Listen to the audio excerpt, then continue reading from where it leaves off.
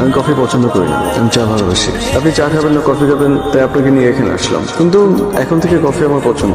আপনাকে একটা প্রশ্ন করি, আমি যে বাসায় থাকি সেখানে লাল পাড়ের সাদা শাড়ি পরে দাঁড়িয়ে থাকেন কেন বা ঘোরাঘুরি করেন কেন? কারণ আমার বাড়ির ছাদে আমার একটা অতীত আছে, যে অতীতটা আমার জীবনটাকে শেষ করে দিয়েছে। আপনি যে হুটহাট ব্যাচেলার ফ্ল্যাটে চলে আসেন, আপনার ভয় লাগে না যদি লোকজন আগে পিছিয়ে কিছু বলে? আমি না কাউকে ভয় পাই না, আর কে কি বলবে আমার সামনে এসে বলুক, তারপর দেখবো। আমার কিন্তু একদমই আর ভালো লাগছে না, চলো না বিয়েটা করে ফেলি। মাস্টার্সটা শেষ করি। তাহলে প্রেমটা মাস্টার্সের পরেই করতে, এখন কেন মাস্টার্সের দোহাই দিয়ে বিয়েটা করতে চাচ্ছ না? কালকে আমার বান্ধবীর ছেলে ও আমেরিকাতে ব্যবসা করে, তোমাকে দেখতে আসবে, পাকা কথা দিয়ে যাবে। মা তুমি মানে ব্যাপারটা এখন বুঝতে পারোনি। আমি কিংশুককে ছাড়া অন্য কাউকে বিয়ে করার কথা চিন্তাও করতে পারি না।